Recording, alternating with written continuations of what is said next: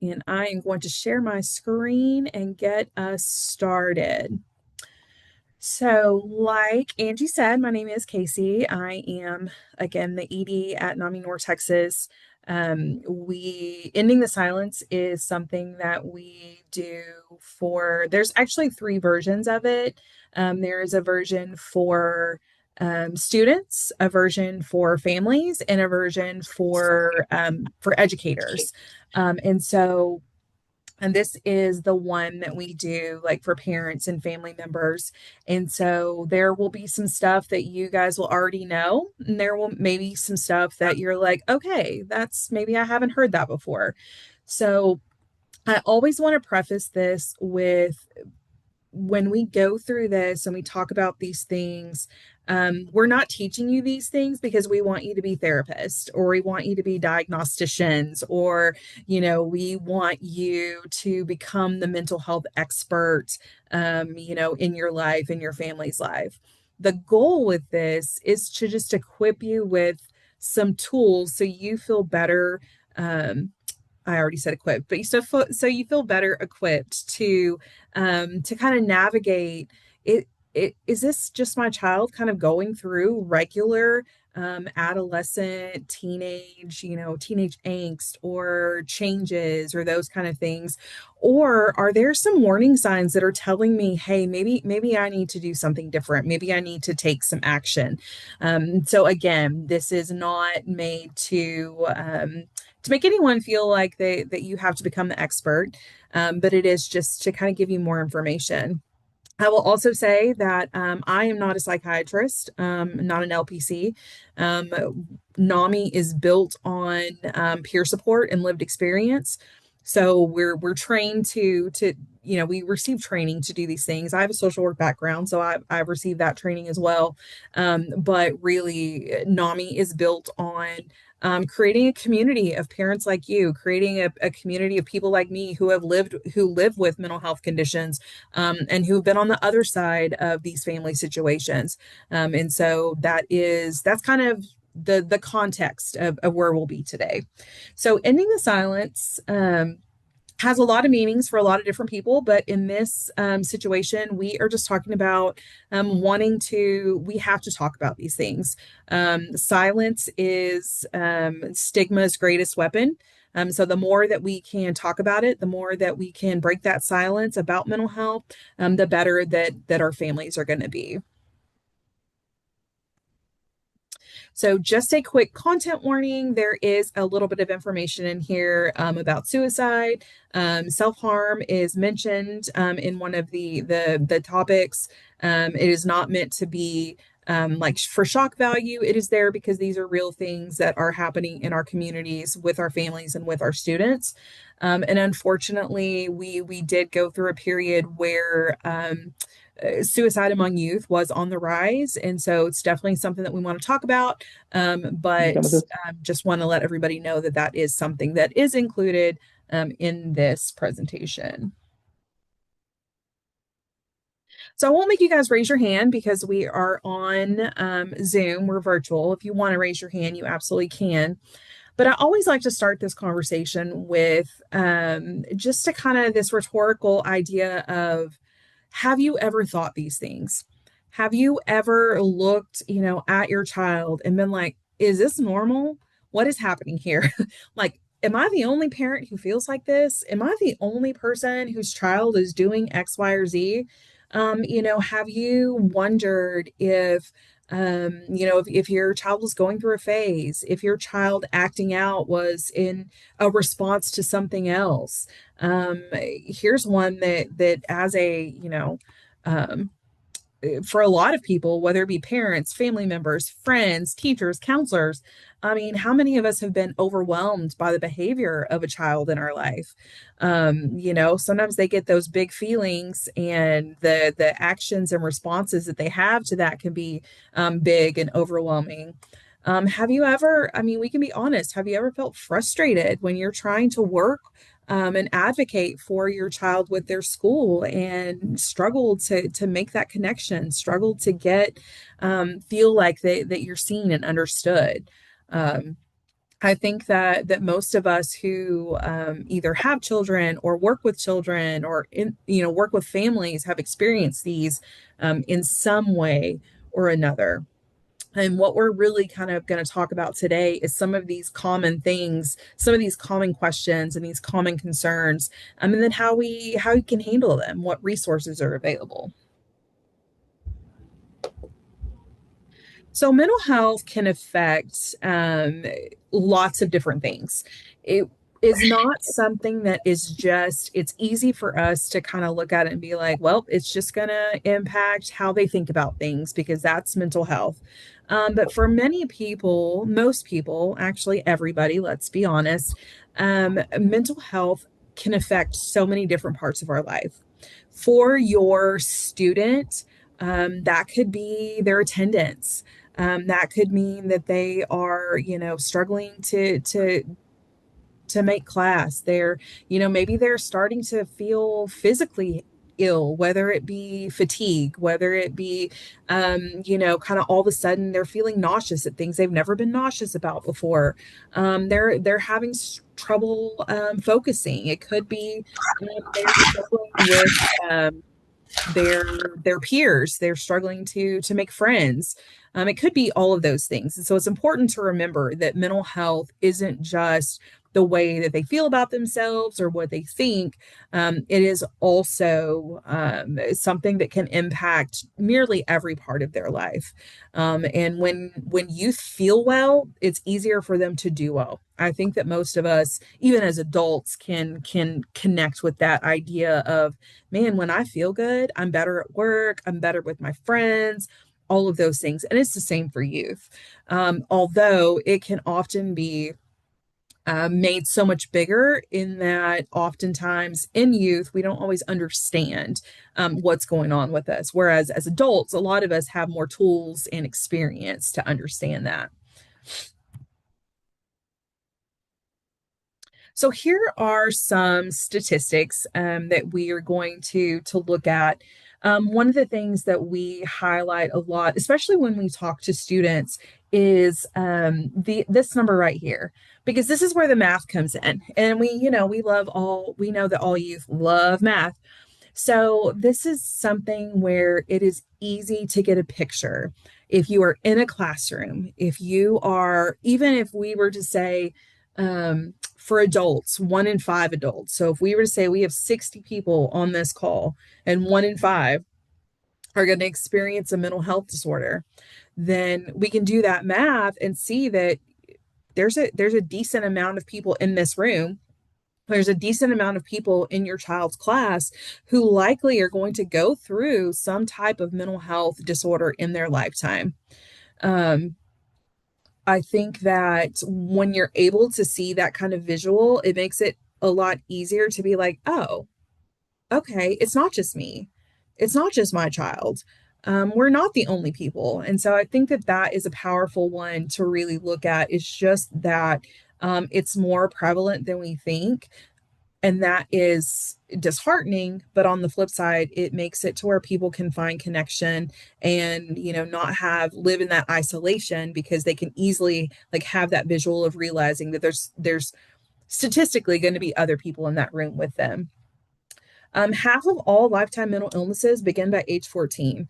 And then for, say, serious mental illness, schizophrenia, bipolar 2, a lot of those start in those teenage years and develop before young adulthood. So if you're looking at a preteen, teenager, those are years where you really want to have those conversations of, is this normal or is there something else going on? 40, almost half of high school students struggled with feelings of sadness or hopelessness. A lot of that we would is easy for us to call depression. Some of it doesn't meet that definition. But to think 42% of high school students, almost half. And so this is why it's so important for families and school systems and youth to all understand and to all work together to address those issues. For instance, if you are a youth and you go to school and you see a presentation on mental health and you're like, I relate to that. I think maybe something's going on with me. And you go home to a family who maybe has different beliefs about mental health, who maybe doesn't have that knowledge about mental health. It's going to be that much harder for that student to get the help that they need because their support system may not understand it. So I want to commend all of you for being here tonight, because that's a great step in making sure that if your child is does have an issue or is going through something, then you're better equipped and with knowledge and tools to handle that. So these are just some numbers and they change every year. This was last updated in 2024, but it changes every year. And like I said, we did go through a brief period where suicides among youth was on the rise. So this is definitely an issue that is big enough that we should be paying attention. So I'm gonna Angie, I'll let you come off mute. I'm gonna see this, and when you tell me if you guys can hear it.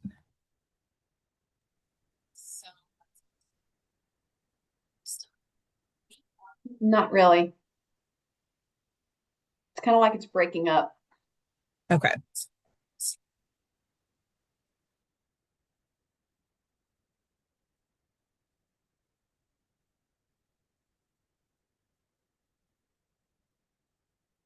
Well, that didn't help.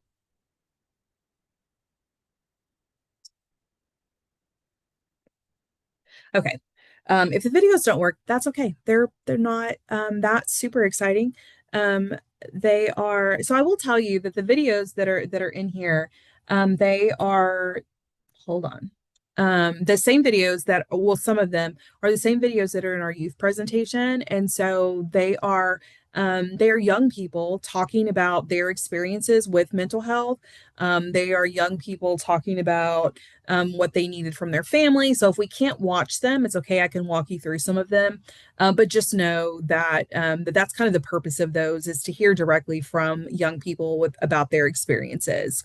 And so again, we are not trying to be diagnosticians with what is mental health. I'm not asking you to leave this presentation and go home and say, "Oh, I'm going to diagnose you with, depression." I'm not going to that's not what we're here for. And we actually don't dive a lot into specific diagnoses in this presentation.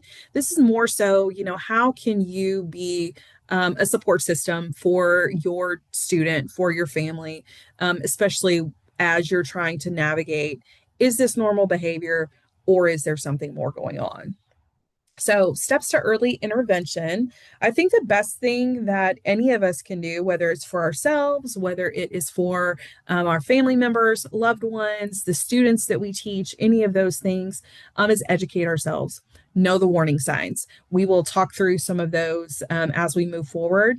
But knowing the warning signs, kind of what to look for and how to recognize some of those things, is the biggest thing that any of us can do, because then it kind of gives us some direction of, okay, what do we do now? How do we respond? How do we work with our school staff? How do we seek resources? If we don't know the warning signs, then we don't know that we're in a position where we want to, or we need to reach out for resources, or to reach out to the school staff to say, hey, how can we work together to make this better? I think the good news in all of this is that, all these things are treatable. And if we can catch them, the earlier we catch these things, the more that we are able to get into a state of management quicker.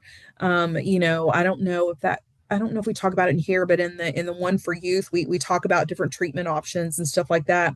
And one thing that we talk a lot about is that sometimes it takes time to figure out what tools, aka medicine, therapy, any of those things. It takes time to figure out what is going to be the right thing for each person. And so the quicker and the sooner that we can realize that we need that kind of system, the quicker we can figure out what that is and get to a place where we're managing that better. We'll try this one more time just to see.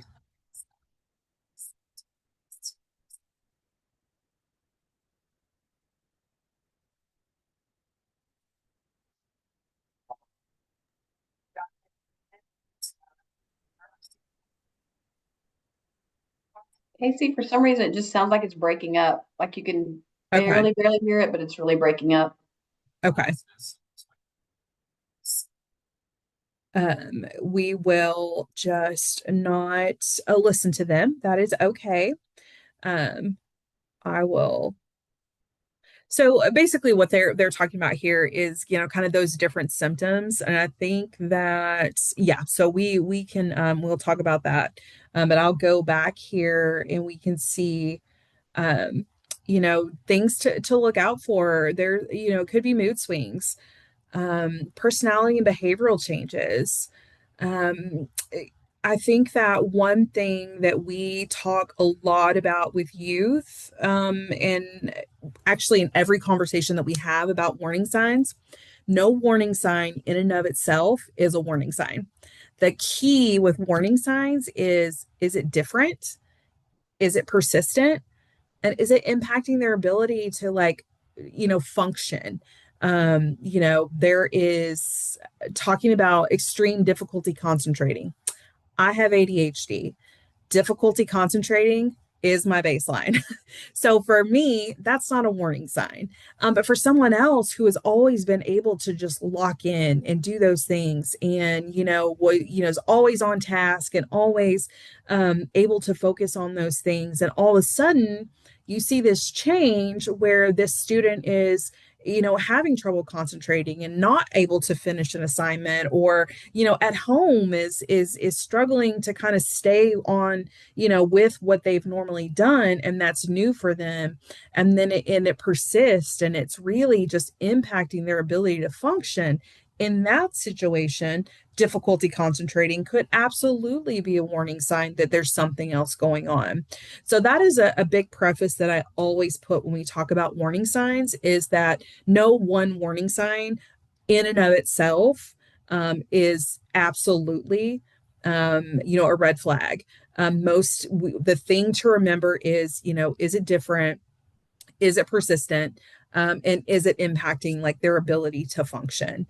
And so, and just because these warning signs exist does not mean that there is, something to just automatically be like, super serious or super worried about. It's just maybe, hey, something maybe is different, and then we need to figure that out. Let me skip to the next part. Okay. So some of the things that you might see. So, if we're looking at those warning signs, you might see some of these things outwardly. Maybe their schoolwork is not doing as well. They're starting to miss assignments and tests when they've always been really on top of things. Maybe at school they are stressed and showing signs of perfectionism. That's one that we often overlook a lot, is a lot of times those signs of perfectionism could indicate that there is some anxiety that's happening there. So looking at these different things at school, is it different? Is it something, that's persistent and impacting their ability to be successful? Um, and then at home, it could look like, them being sad, being withdrawn. Maybe they are always, normally pretty prompt and on time, and they're very involved in family gatherings and kind of all of those things.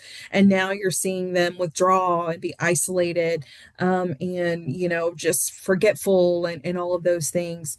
It's different for every person. So, no one person is probably going to list everything on here. Every person is going to present in a different way, but these are just some things to look out for at home and at school. And um, again, through the lens of, is it different? Is it persistent? Is it impacting their ability to function? So we're gonna do a quick, and we probably won't actually make you guys like raise your hand or talk or whatever, but just some things. I'm gonna walk through some scenarios, and I kind of want you to think in your head: could it be signs of a possible mental health condition, or is it just typical teenage behavior? Um, let's see. I don't think. Okay, no, backwards. Okay, so here's one. Taylor has been avoiding her friends and saying that they can't participate in social get-togethers. They've been spending more time in their bedroom, isolated in the last 2 months, and just keep saying they're fine. So, that is, hey, maybe you have a child who does not like social situations, and so this is not new for them. In that situation, that could be typical behavior if it's not new for them.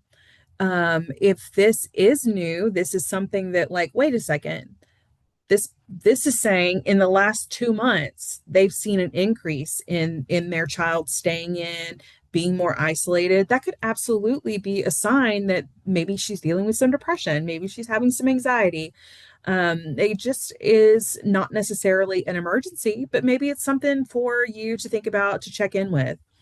um, Another one, Jordan becomes argumentative and disrespectful to adults when preparing for finals, which sometimes gets him in trouble. I don't know about you, but when it is a deadline, that stresses me out. And sometimes I get snappy with people.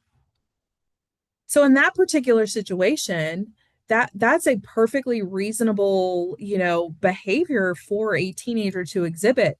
Mom, it is finals. I'm stressed out.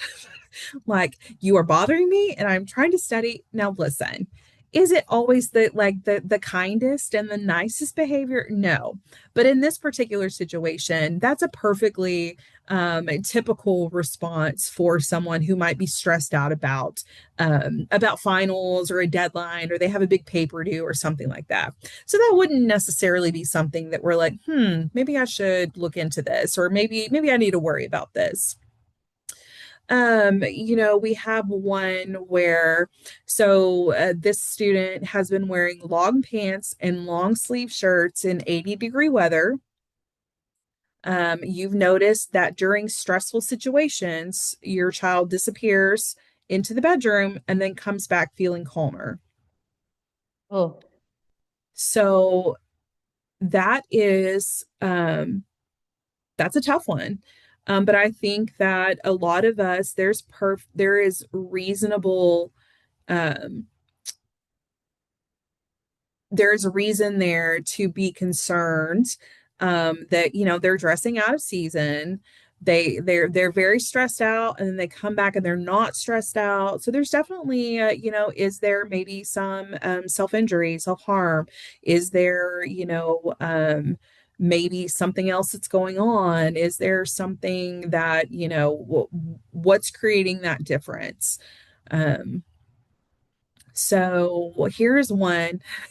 This is, and my favorite thing on this is that really this one could go either way. So this is just to kind of show you how nuanced all of this is, and it is so different for every family.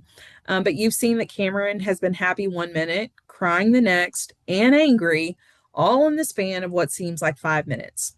When you ask what's going on, they say they don't know, but they're open to talking with you about how to work on it. But you just feel like they're all over the place. Now, anybody that has dealt with a preteen, this could absolutely be very normal behavior. You've got hormones, you have life changes, you have school, you have peer pressure, you have all these things. But the fact that this particular student is open to talking about it, that's definitely something where it indicates that maybe this is just a normal part of growing up and kind of going through that process. But maybe this is completely new for your student, and it feels very extreme. Then that absolutely, in that particular situation, could be a warning sign. So all of this to say, we're not diagnosing. We're not saying that anytime a child snaps, anytime makes a snappy comment, or anytime someone's sad, or anytime there's an issue, that that there is definitely a mental health concern. These are just things to think about, just to kind of get your thoughts going of like, okay, let me think through what's happening before I decide one way or another. Or at least it gives you an opportunity to try to open the conversation with your student, with your child. Okay, so when we talk about those situations, many of those are not things where you need to take like immediate emergency action. It is a lot of, hey, you know what? This is cause for you to maybe have a conversation. Some things that the next couple of slides we're going to talk about that really look at suicide, and that is where you do need to kind of take some um, sometimes more immediate intervention. So suicide is the second leading cause of death for people aged 10 to 14, and the third leading cause of death for people aged 15 to 24. I don't know about you, but that's heartbreaking for me. Not just as a mental health, someone who works in mental health, but just as someone who cares deeply about seeing teens with mental health get the help that they need. The fact that it's so high on the list for people 10 to 24, I find to be heartbreaking. So 14% of high schoolers have attempted suicide, and 22% have considered it. And so these are things that it's definitely um, places for us to stop and think, okay, one, we need to talk about it. I know that there is a kind of under a belief that if we talk about it, we're gonna put it in their heads or we're gonna lead them to do it. And the truth is that it's the opposite. The more that we talk about it, the more people can have the conversation of, I really am struggling. This thought is crossing my mind, and I don't know what to do with it. So the more that we talk about it, the more stigma that we're removing from that to where people are able to get the help that they need. So don't be afraid to have that conversation, and just know that like it is something. It's a heavy topic and it is a pretty complex topic. But again, silence is how stigma wins. So the more that we can talk about it, the more that we can help people um, find different ways to manage. So some potential risk for suicide. It could be traumatic experiences. A lot of times it's change. Maybe they've lost someone in their family. They didn't accomplish something that they wanted to accomplish. Just sometimes it's abuse. Sometimes it's just because they have mental health and mental illness and their brain is telling them something different. Sometimes it is bullying. I know this is one that we have seen several times here in North Texas, actually, in the last year or two, is suicides as a result of bullying. And so just know that one, just because a person has warning signs for mental illness doesn't necessarily mean that they're going to have, these warning signs for suicide or that they're automatically at risk for suicide. We really want to look at the situation in a clear lens and not kind of put the two together because not every person with mental illness has ever had a suicidal thought. So really kind of keeping those things separate, but just knowing that when people do have mental health, it can sometimes push them in that direction. And so just risk factors don't always mean, hey, they're going to do it. You really want to look at some of the warning signs more so than just risk factors. And so I think we talk a lot about some of these, when we see these things happen on TV, news stories, stuff like that. If they're talking about it, writing about it, drawing about it, that is a clear like warning sign that like you need to, whether it be a conversation, whether it be getting them, having them talk to someone else. If they are actively thinking about it, talking about it, then it's time to definitely have a conversation and intervene. Whether it be you, whether you call someone else in, whatever that looks like, intervention is definitely needed at that point. I think that some of the ways that are less obvious are when they begin behaving recklessly.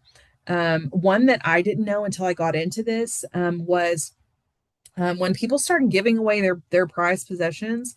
That's a huge red flag. If your child has been obsessed with their PlayStation since the day they were old enough to play it, and then all of a sudden they are they're like, hey, I'm going to give this to my friend. I don't care about it. There might be something going on there. That doesn't always mean that, but like there's definitely, it could be a warning for, feeling that maybe they're kind of like they're getting ready to maybe do something that they don't think they're going to need it anymore. You'll hear a lot of people, who have maybe survived an attempt tell you that they felt like that they were a burden, that they felt hopeless, that they didn't feel like they had a reason to live, all of those things. And so, again, none of these things are just by themselves a clear red flag, but it's definitely, your child. You as counselors, teachers, you kind of have an idea of how your students have been. And so if these things are new, it's definitely worth looking at, worth talking about. And so it's not always obvious. But at the end of the day, all we can do is educate ourselves, and look for those warning signs and be supportive, and then reach out to resources. Some of those resources are on the next slide. 988 is actually, there's a couple of great ones here. 988, there is actually a chat, like text option. NAMI has helplines that have chat, text, and call options. There's actually a youth one. I'm not sure if it's in here, but I have it that I can provide. Talking to mental health providers, talking to the school. If you need support, if you need intervention, again, we are not asking you to be the psychiatrist, therapist, any of those things. Just know where to find resources. Um, when you feel like that intervention is needed, is so important just to know where to go. So it could be a doctor, it could be emergency services. But again, I think it's always great to, especially for kids these days, chatting and texting going to be way more accessible, or wanting to be accessed, over like calling. And so many helplines actually offer that now. So learning what those resources are, that way you can provide those. And sometimes you don't even have to wait until there is an issue. You could just say, hey, if you're ever feeling some kind of way and you don't want to talk to me about it, here's this. You can text them, call them anytime, and they will, listen, they'll talk to you, they'll help you, all of those things.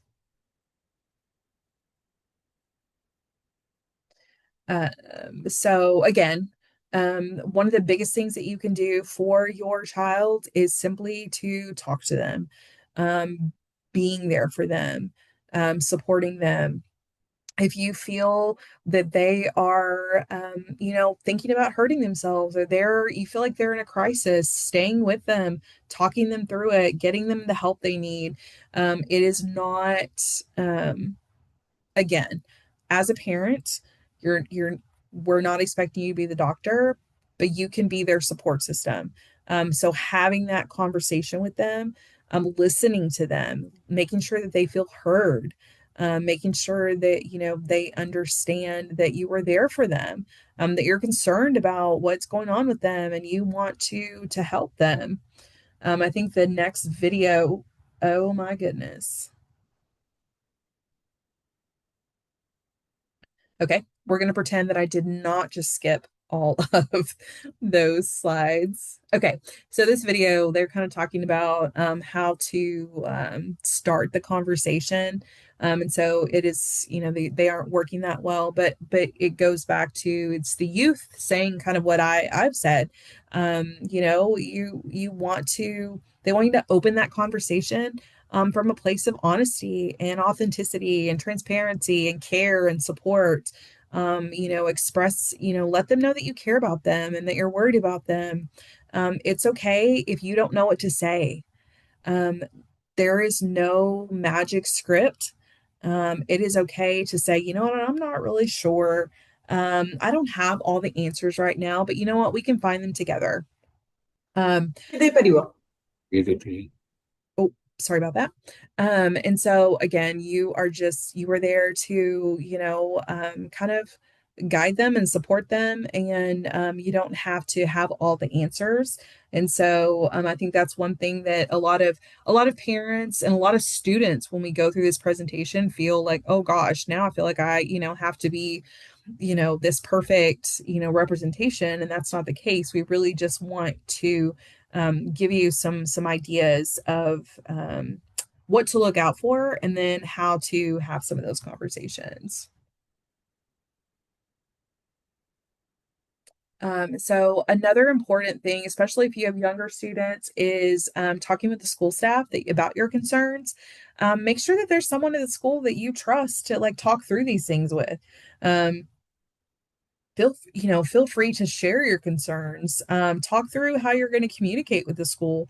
I know that most school counselors, school staff, school nurses, they're happy to kind of create a, okay, this is how I communicate with parents. This is, if you have concerns or if there's things I need to know, here's how to communicate with me. And the best thing that you can do is figure out what that is. So every school is different, so I can't tell you those answers now, but finding out who your child's school counselor is and how you can talk to them, how to work with them about, hey, I'm seeing these concerns at home. Like, do you have resources for me? What can we do? How do I better support their school work? How do I support you as a counselor? Kind of all of those things. Like, it's going to take the whole system in order for us to make sure that youth have as much support as possible when it comes to their mental health. It's going to take the whole system. It's going to take the youth having an understanding. It's going to take the parents having an understanding, being supportive, and utilizing the resources available. It's going to take the school to be in the same boat of, hey, we understand, we get it, we're going to work through it together. And so the more that we can all get on the same page, the better it is for the student that we're trying to help. So talking with your child's doctor, with healthcare professional, again, I think that it is, doctors hear it all the time. Unfortunately, we live in the age of Dr. Google, where we've all looked up our symptoms, we've all looked up an issue, and we've taken it to our doctor. We've gotten pushback, or our doctor's been like, "I'm the doctor, stop asking." But I think the best thing that parents can do, that we could do as individuals, also, is to advocate. And maybe it's to say, hey, you know what? I did look up this thing. I do have this concern. I know I'm not the doctor, but I know my child and I know something's going on. Like, can we talk about it? So educating yourself, asking if there's some kind of evaluation, asking for referrals. Um, it doesn't mean that you think that you know more or any of those things. It is just you advocating for your child, for your family, and doing your best to keep your child safe. So you can ask for those evaluations, referrals. There's all sorts of things, because you know what, we might think that our child is suffering with a mental illness, but maybe it's ADHD. Maybe it is some other medical condition that is making them act a certain way. So talking to your doctor is so important. Just to make sure that we've covered all the bases and that we're coming at it from all angles. Let's see. So there is, I think a lot of people have had these experiences. We have, parents have maybe, shared a concern and been told they're a star student, they're fine, there's nothing to worry about. Maybe there has been, how many of us have had a family member comment on, parenting, or comment on the way that our child acts? how many of us have had random people at the grocery store comment on the way that, our child is acting or, any of those things? I think that it is easy to become, kind of defensive or protective or, any of those things. Um, because there have been we have all experienced a situation where we have tried to express something and not been heard, or we have something has happened that has put a misperception in someone's head about our parenting, about our child, any of those things. Those are common emotional responses. And so I think the biggest thing with early intervention with any of these things is to um, push ourselves past this, to know that okay, we're gonna push past that emotional response and move into a practicality of okay, you know what, this person might not be the right person for me to talk to, so maybe I'm gonna talk to someone else. Maybe I'm going to talk to my child's doctor, and then, maybe that they need more. So I'm going to talk to the school and then we're going to take both of that information back to the doctor. Also, have an understanding that our children act differently at school than they do at home. That is just they're very different environments. At home is their safe place, school is very different. And so you having both of those pictures, what's going on at home, what's going on at school, having both of those together can really help you put together like a fuller picture of what's going on with your child. So it's important, again, just to kind of reiterate, it's important for the whole system to work together and have the same information. So teaching resilience and well-being. Resilience can get you, your child, your family so far. Being able to, make friends and bounce back and eh, maintain a routine. All of these things. We talk a lot about how to take care of your mental health. All the things that we tell you to do for your physical health, also great for your mental health. Being active, eating right, getting enough sleep, all of those things. Having a routine, having, structure, a positive self-esteem, all of those things can help help a child, help us as adults also have better mental health. I know for me, my whole life as a person who lives with anxiety and depression, the more inactive I am, the more I sit around, the more I do nothing, the worse I feel both physically and mentally. And the if I don't get enough sleep, the worse I feel physically and mentally. So all of those things that we talk about with physical health, also great for your mental health. And those are things that can help your children build resilience and well-being because they're setting goals, they're working towards them, they're accomplishing things, they are making sure they're even keeping up with a routine. That's a win. When I'm able to check off, hey, 5 days in a row, I did this thing that I was supposed to do. That is great for their overall well-being and for their resilience. So don't be afraid to kind of build some of that in for them in helping them with their mental health. We are going to skip this because I think that we all know what empathy and sympathy is. But um, so these are some of the resources. I think this might be a video, but I will make sure that I send Angie a good list of like resources for families and youth. But again, this NAMI helpline has text and chat options, and there's a whole teen and young adult side of it, and so there's help out there. Oh, okay. So I know that I went a little over time. Let me see here, make sure that that is it. Yes, so okay. There's some NAMI programs on the rest of these slides that we I can share that later, but I wanted to make space real quick for a handful of, if there are questions, anything we want to discuss. Again, this is not to give you the DSM, of like everything about mental illness. This is not to create space where now you feel like you have to be your child's therapist or your child's doctor. It really is to say, hey, here's some warning signs. Here's some things to talk about. Here's some ways that you can work with your school. And at the end of the day, it's about being you are kind of your child's like first support system, and building that out between the school and health professionals and your family and stuff like that. So it is kind of a high level overview, but it really is to kind of start that conversation of, okay, when things happen in my house, in my home, and in my family, how do I approach that? How do I look at it? And how do I know if something's really going on? So I will open it up for any questions you guys might have.